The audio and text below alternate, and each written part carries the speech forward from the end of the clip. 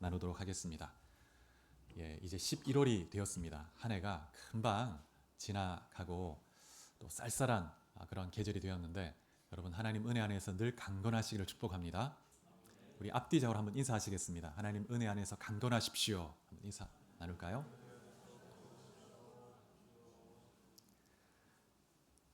우리는 지금 인공지능이라는 이 기술의 엄청난 발달로 인류 역사의 중요한 변곡점 앞에 서 있습니다. 20년 전에 이런 변화를 예견한 한 책이 있는데 미래학자이자 컴퓨터 과학자인 레이 커즈와일이라는 사람이 있는데 이 사람이 2005년에 아주 기념비적인 책을 냈습니다. 특이점이 온다라는 책인데 이 특이점을 싱귤레러티라고 합니다. 이 특이점은 이 과학 용어로 쓰이기도 하는데 일반적 상황, 일반적 흐름이 무너지고 예측 불가한 상황, 또 무한대의 그런 값이 나타나는 그런 지점을 의미합니다. 근데 커즈와일은 인공지능의 발전에 있어서 이런 시점이 올 것이라고 예측하는 것이죠. 2005년에 이미 20년 전에 그런 예측을 하고 있습니다. 근데 이 책에 보면 두 가지 시점을 이렇게 중요하게 언급하고 있는데 첫 번째는 AGI라는 그런 시점인데요. 인공 일반지능이라는 시점입니다. 이게 뭐냐면 AI가 한 인간이 할 수 있는 모든 지적 그 능력을 다 감당할 수 있게 되는 한 인간의 지적 수준을 초월하는 시점입니다. 그래서 현재 우리가 접하고 있는 AI는 특정 분야에서 이제 인간의 수준과 비슷하거나 더 인간보다 더 뛰어난 그런 능력 가진 AI죠. 바둑에 있어서 뭐 알파고, 이제 알파고, 바둑은 인간이 인공지능 이길 수가 없다고 합니다. 그리고 글쓰기 하는 그런 AI, 그다음에 이미지 생성 AI. 그래서 특정 영역에서 인간 수준과 비슷하거나 인간의 수준을 초월한 그런 지능을 나타내고 있죠. 그래서 이렇게 부분적인 부분에서만 인공지능이 이렇게 인간의 수준에 도달해 있습니다. 이것을 ANI라고 부르죠. 근데 인공 일반지능이라는 것은 모든 영역에서 한 인간이 할 수 있는 모든 추론, 창의력, 계획, 문제 해결 이 모든 것을 감당할 수 있게 되는 그리고 그런 인간의 능력을 초월하는 시점을 의미하는 것입니다. 근데 이제 커즈와일이 이 AGI 시점을 2029년 정도로 예측을 했습니다. 근데 또 하나의 시점이 이제 특이점이라는 시점인데 이 시점 뭐냐면 AI가 스스로를 끊임없이 개발하고 발전시켜서 이제 모든 인간, 인류 모든 인간의 지성을 다 통합한 것보다 더 뛰어난, 더 똑똑해지는 시점이 있다는 거예요. 이제 인간의 모든 지능을 다 합해도 이제 인공지능을 이길 수 없는 그런 시점이 있다는 것입니다. 그래서 이것을 이제 특이점이라고 부르는데 초지능의 시대가 오는 거죠. 그렇게 되면 이제 폭발적인 그 인공지능의 이제 발전을 이루어서 예측 불허한 상태가 됩니다.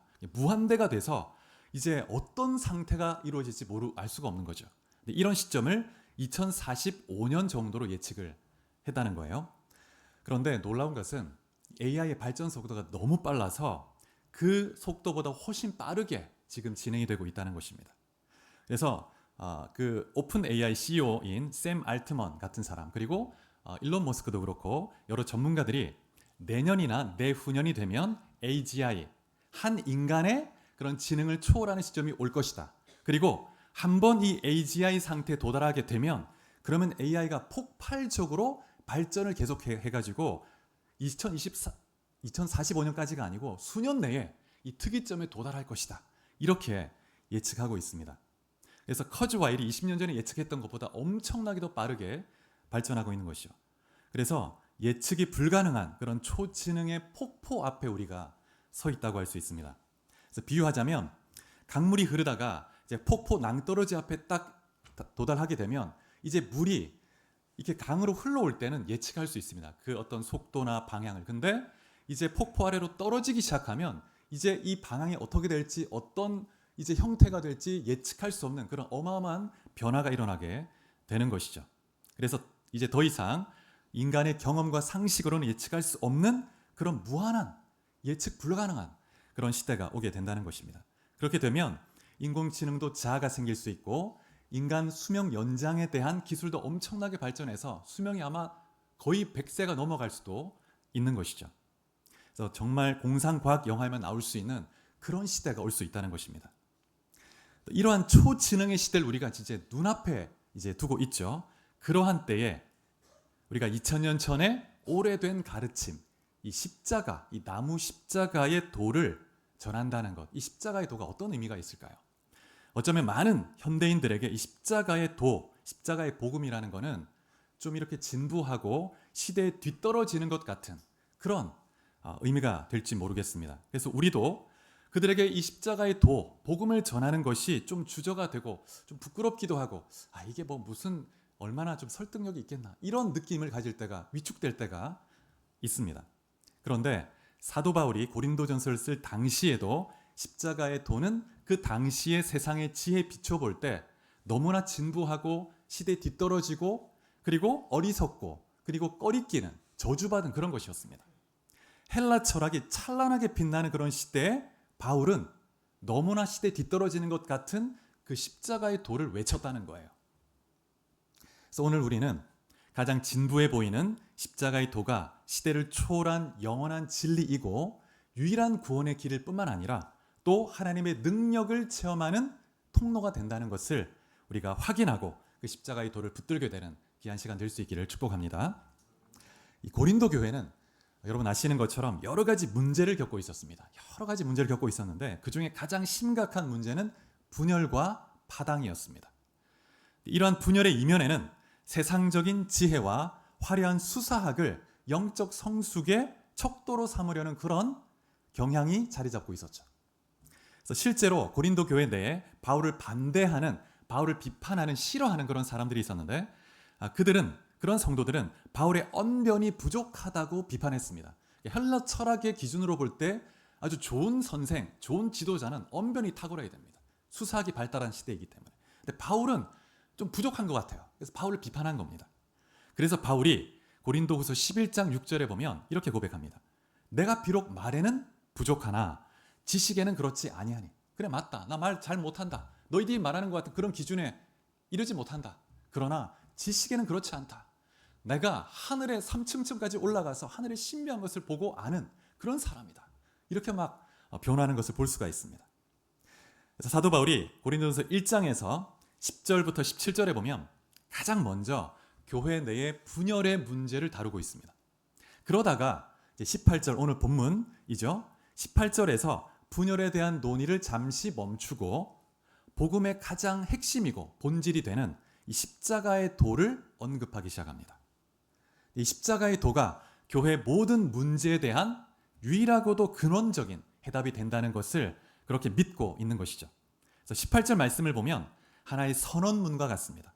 십자가의 도가 멸망하는 자들에게는 미련한 것이요 구원을 받는 우리에게는 하나님의 능력이라 이렇게 선포하고 있습니다.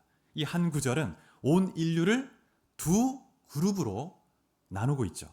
멸망의 길로 가는 자들 그리고 구원의 길 위에 서 있는 우리 이렇게 구분하고 있습니다. 그 기준이 뭐냐면 세상의 지혜나 힘이나 그런 지위가 아니고 오직 십자가 도에 대한 그 메시지에 대한 반응에 따라서 구분이 되는 것이죠. 그래서 18절에 말하는 이 십자가의 도라는 것은 헬라 원문에 따라 직역해보면 십자가에 관한 말씀 또는 십자가의 메시지 이렇게 번역할 수 있습니다. 단순히 어떤 사변적인 이론적인 그런 진리가 아니고 선포되는 생명의 말씀입니다. 그래서 바울은 이 말씀을 듣는 사람들을 멸망하는 자들과 구원받는 우리로 명확히 대조하고 있는데 멸망하는 자들에게는 십자가가 미련한 것으로 여겨진다 이렇게 말씀합니다. 당시 최고의 가치였던 힘, 지혜, 성공의 관점에서 볼 때 이 십자가라는 이 저주받은 형틀에서 죽은 한 인물을 구원자라고 믿는 것은 너무나 어처구니 없는 어리석은 터무니없는 얘기로 들리는 거예요. 18절에서 바울이 인용하고 있는 이 멸망하는 이라는 이 단어는 문법적으로 현재 분사형으로 되어 있습니다. 그래서 현재 진행되고 있는 상태를 보여줍니다. 그리고 이 단어가 타동사로 되어 있는데 이게 어떤 의미가 있냐면 수동적으로 멸망하고 있는 이란 뜻이 아니라 자기 스스로를 멸망시키고 파괴시키고 있는 이라는 뜻이죠. 그래서 인간의 그 무지, 교만, 어리석음 때문에 구원의 유일한 통로, 원천인 십자가를 미련하다고 판단해버린 거예요. 그래서 스스로를 멸망의 길로 파괴시키고 있다는 것입니다. 그래서 하나님의 그 심판은 죽음 이후에 갑자기 찾아오는 것이 아니고 진리의 복음, 십자가의 도를 거부한 그 순간부터, 그 선택의 순간부터 이미 멸망의 과정이 진행되고 있는 것입니다. 반면에 구원을 받는 우리에게 십자가는 뭐라고 말씀합니까? 하나님의 능력이라고 말씀하고 있습니다. 그래서 여기서 구원을 받는 이 단어도 현재 분사형으로 되어 있죠. 그래서 구원이 하나님의 은혜 가운데 지속적으로 이루어지고 있음을 말해줍니다. 방향성을 보여줍니다. 방향성. 자신을 파괴하며 멸망의 길로 가고 있는가? 아니면 하나님의 은혜 가운데 생명을 향해 나가고 있는가? 그 방향성을 보여주고 있습니다. 거대한 두 그룹이 있습니다. 인류 역사도 거대한 두 물줄기가 있습니다. 거대한 이 물줄기가 있죠. 그래서 구원받는 자들에게 십자가는 인간의 실패나 수치, 어리석음을 나타내는 상징이 아니고 오히려 죄와 죽음의 권세를 깨뜨리고 우리를 구원하시는 하나님의 주권적인 능력을 드러내는 증거가 되는 것입니다. 18절에 보면 바울이 대조를 사용하고 있죠. 대조가 나타나는데 미련함과 무엇이 대조됩니까? 미련함과 하나님의 능력이 대조가 됩니다. 근데 일반적으로 미련함과 대조가 된다고 하면 무엇이 와야 되겠습니까? 지혜가 대조가 되는 개념이죠. 근데 바울이 미련함과 지혜를 대조하지 않고 능력과 대조하고 있습니다. 능력과.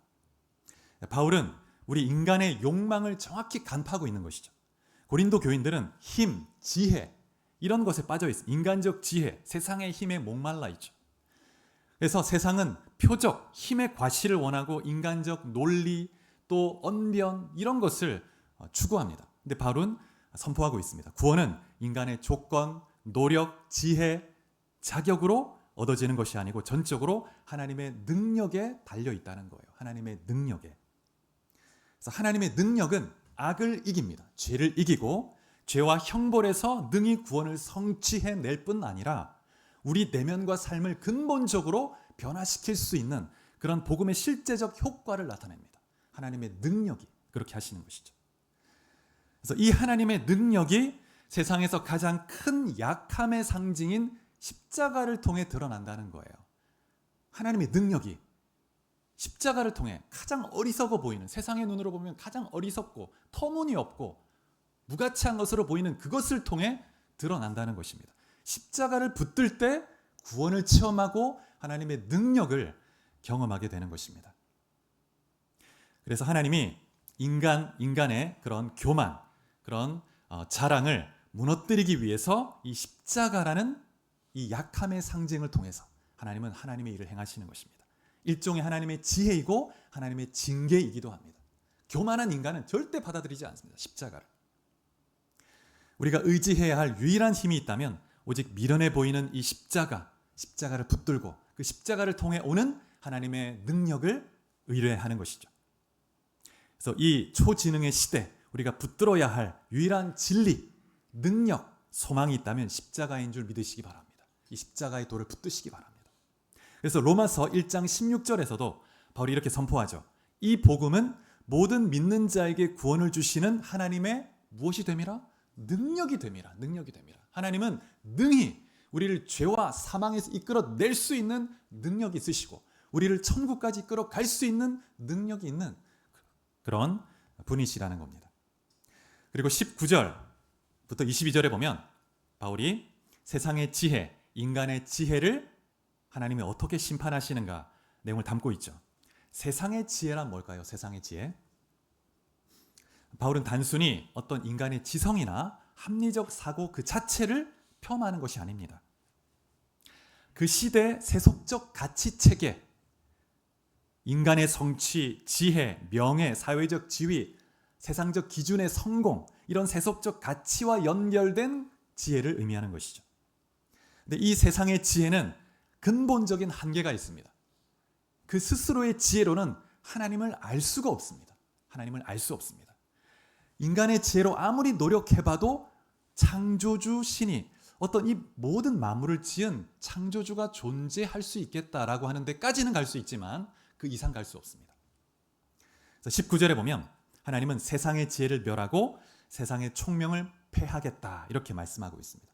그래서 하나님을 배제한 인간 스스로의 지혜나 총명은 결국 교만에 이르게 되고 하나님은 그 교만을 심판하신다고 신구약 성경 전반에 하나님이 말씀하고 있습니다. 그래서 여러 번 반복하는 구절 중에 하나가 하나님은 은혜로 교만한 자를 물리치시고 겸손한 자에게 은혜를 베푸신다고 말씀하시죠. 겸손히 하나님 의뢰하고 겸손히 십자가를 붙드는 자에게 은혜를 주시고 하나님의 능력을 체험하게 하시는 것입니다.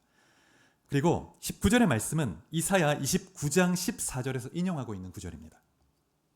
하나님이 인간의 지혜를 무너뜨리겠다 말씀하고 있죠. 근데 19절에 이 인용된 말씀을 헬라어 원문에 보면 멸한다라는 단어와 패한다라는 단어 그 사이에 있습니다. 양 시작과 끝 단어가 멸한다, 패한다로 시작되고 끝나는 것이죠. 그래서 문장 맨 앞과 맨 뒤에 하나님이 그 세상의 지혜, 총명을 무력하게 만드신다는 그런 단어를 두고 있는 것입니다.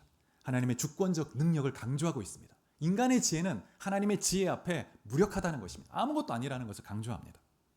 그리고 20절에 보면 수사적 질문이 이어지고 있죠. 세 가지 질문이 이어집니다. 세상 지혜에 대한 파산 선고를 하는 것입니다. 고린도 교회가 겪었던 분열 중 그 원인 중 하나가 지도자들의 언변이었는데 당시에 학식이 있고 언변이 뛰어났던 지도자 중에 한 사람이 아볼로였습니다. 아볼로는 학식이 있는 사람이었어요. 그래서 처음에는 아볼로를 좋아하는 사람이 많았습니다. 근데 또 한편 바울이 말에는 졸하지만 투박하지만 그래도 바울을 따르는 사람도 있었던 거예요. 그래서 이 사람, 그 눈에 보이는 그 사람을 따르는 거예요. 이 사람 좋다, 이 사람 좋다. 그들이 전하는 그 메시지에 집중하는 것이 아니라 사람을 바라보는 거예요. 그러면서 분열되어 있었던 것입니다.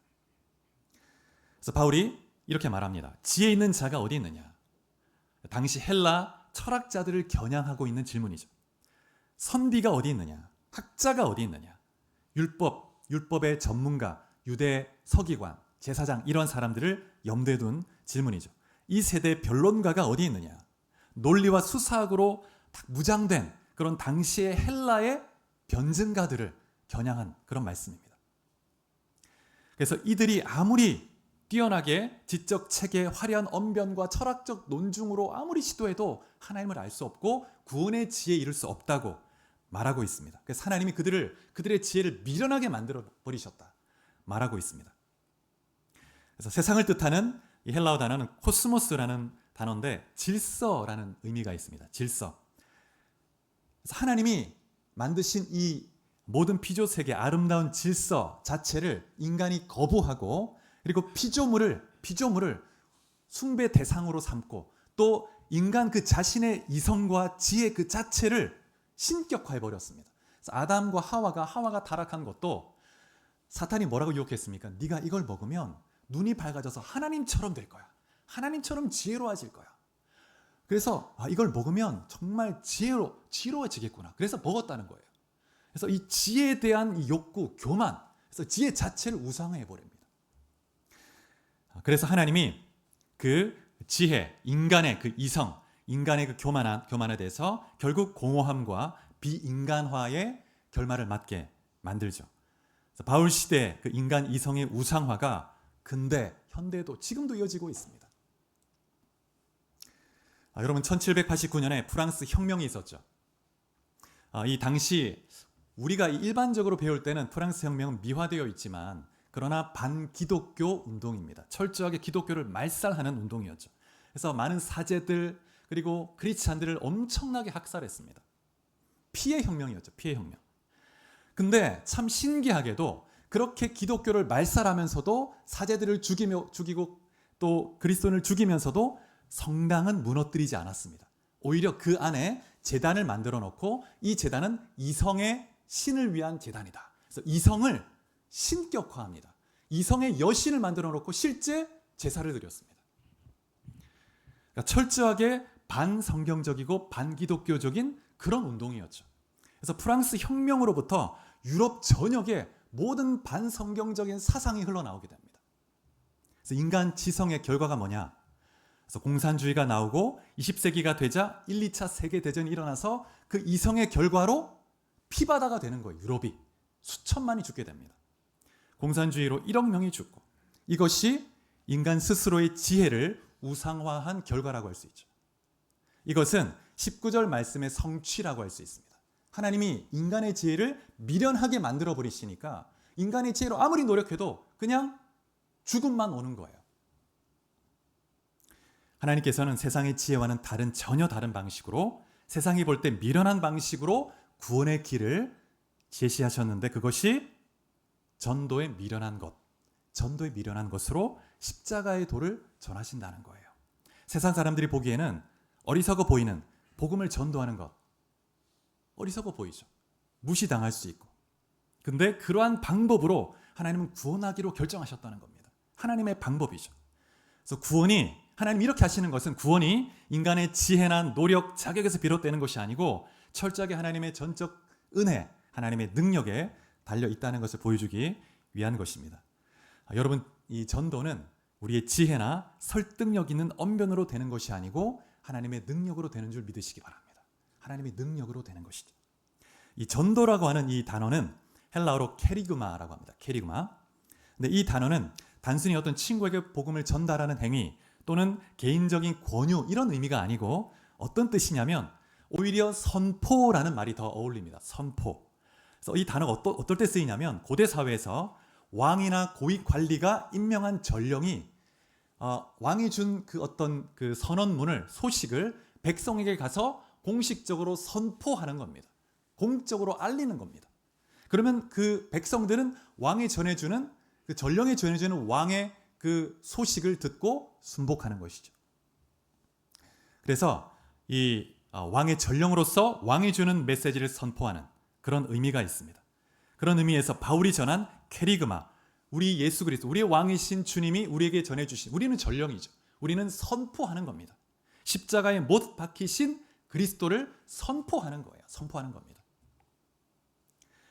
우리가 하나님의 전령으로 세상에 선포할 메시지, 오직 십자가에 못 박힌 예수 그리스도입니다. 우리가 선포하면 그 다음에 하나님이 그 선포된 메시지, 케리그마의 근거에서 하나님이 역사하시는 겁니다. 그래서 인간은 스스로의 힘으로 구원에 이르기 위해서 두 가지 길을 고안해냈는데, 기적에 대한 요구이고 또 하나는 지혜에 대한 탐구입니다. 기적, 표적을 구하고, 또 한 그룹은 지혜를, 끊임없이 이론적 이 이성의 지혜를 통해서 구원의 길을 추구합니다. 그 두 그룹이 22절에 나오죠. 유대인과 헬라인, 대표적 두 그룹이 인류가 구원의 길을 추구하는 두 그룹이라고 할 수 있습니다. 유대인은 표적을 구한다고 했는데, 원문에 보면 이 표적이 복수형으로 되어 있습니다. 표적들을 구한다. 한 번의 기적이 아니고 끊임없이, 만족함이 없습니다. 한 번 기적을 체험하면 계속 기적만 추구해요. 더 자극적 기적을 추구하며 중독 상태에 빠집니다. 하나님과의 인격적 관계에서 하나님을 신뢰하는 믿음을 가지고 하나님 앞에 나가는 것이 아니고 현상 자체를 숭배하는 그런 불신앙에 빠질 수 있죠. 그다음에 헬라인은 지혜를 찾습니다. 근데 찾는다는 이 단어는 집요하게 추적한다는 그런 의미가 있습니다. 인간이 이성으로 신과 세상의 원리를 파악하기 위해서 끊임없이 시도합니다. 추구하고 집착합니다. 그럼에도 하나님 구원의 길에는 이룰 수 없다는 거예요. 놀랍게도 오늘 이 두 가지 태도는 여전히 우리 시대, 이 시대 가운데 나타나고 있습니다. 여러분 자신 한번 돌아보시기 바랍니다. 나는 어떠한 그런 성향이 있는가? 어떤 표적 자체를 추구하는가? 아니면 이성적 지혜로 어떤 이 설득되는 지혜를 찾고 있는가? 그런데 하나님은 우리에게 십자가에 못 박힌 그리스도를 전해주십니다. 십자가를 붙들어라. 이것이 나의 방법이다. 유대인에게는 이 십자가가 꺼리끼는 것이었죠. 왜냐하면 신명기 21장에 보면 뭐라고 말씀하냐면, 나무에 달린 자는 하나님께 저주를 받은 자다 말하고 있습니다. 하나님 앞에 큰 죄를 범했을 때 온종일 나무에 달아둡니다. 하나님의 저주받아는 자라는 것을 딱 드러냅니다. 아무도 이 죄에 빠지지 않도록 딱 이렇게 경고로 삼는 것이죠. 그런데 예수께서 십자가, 나무에 달리신 거예요. 근데 그가 어떻게 구원자가 될 수 있는가? 꺼리껴지는 거죠. 걸림돌이 됩니다. 받아들일 수가 없어요, 유대인들은. 헬라인들에겐 미련한 것이죠. 그래서 정말 지혜를 추구하고 정말 끊임없이 새로운 이론을 추구하는 그들에게 가장 수치스럽고 가장 끔찍한 형벌, 그 십자가가 구원의 길이라고 믿는 것은, 그리고 그 신이 죽었다가 그 부정한 헬라 철학에서는 육체, 물질을 부정하게 보죠. 근데 다시 부활했다고 하니까 육체로 이걸 어떻게 받아들입니까? 받아들일 수가 없죠. 그런데 하나님은 그 십자가가 우리에게 구원의 길이 된다고 말씀합니다. 그럼 어떻게 그 십자가, 세상이 거부하고 조롱하는 어리석게 보이는 그 십자가가 하나님의 능력과 지혜가 될 수 있는가? 그 비밀은 하나님의 부르심에 있습니다. 하나님의 부르심. 이 십자가의 위대한 역설이 풀리는 이 유일한 열쇠는 인간의 지혜, 노력, 자격에 있지 않습니다. 오직 하나님의 주권적 부르심에 있습니다. 하나님이 부르시는 자는 십자가의 도는 생명의 소식인 거예요. 구원의 소식입니다. 24절에 보면 이렇게 선포하고 있습니다. 오직 부르심을 입은 자들에게는 유대인이나 헬라인이나 그리스도는 하나님의 능력이요 하나님의 지혜니라. 부르심을 입은 자들에게는 이 십자가의 도가 하나님의 능력이고 하나님의 지혜가 된다고 말씀합니다. 이 말씀에서 이 부르심도 복수 형태로 되어 있습니다. 부르심들이라고 되어 있습니다. 하나님께서 그냥 한 번 부르시는 것이 아니고 계속 기다리시고 문을 두드리십니다. 부르십니다. 깨어나라, 깨어나라, 깨어나라. 계속 끈질기게 기다리며 영원히 깨어날 때까지. 이 개혁주의 구원론에서 삼위일체 하나님의 역할을, 구원의 역할을 딱 구분하죠. 성부 하나님은 구원을 계획하셨습니다. 그리고 구원할 자를 택하셨죠. 택처전에. 그리고 그리스도 성자 하나님은 구원을 성취하셨고 성령 하나님은 그 구원을 적용하십니다. 택하신 자녀에게 적용하시는 분이시죠. 그런데 이 성령의 구원 사역을 또 10가지로 세분합니다. 요즘에 우리 청년부에서 이 성령의 구원 사역을 공부하고 있습니다. 근데 그 성령의 첫 번째 구원 적용 사역이 뭐냐면 부르심입니다. 소명. 하나님께서 부르실 때 성령께서 그 영혼의 마음을 여시는 일을 하시는 겁니다. 마음을 열어주셔야, 그래야 우리가 복음을 받아들일 수 있습니다. 그래서 구원은 지적인 수준, 도덕적 자격에 달린 것이 아니고 오직 하나님의 절대적 주권에 따른 부르심에 달려있고 하나님의 택함을 입은 자는 성령께서 그 심령을 열어주시는 거예요. 그래서 부르심을 받은 자들에게는 십자가에 못 박힌 예수가 하나님의 능력이고 지혜가 되는 것입니다. 우리 말씀을 한번 찾아보겠습니다. 갈라디아서 3장 13절.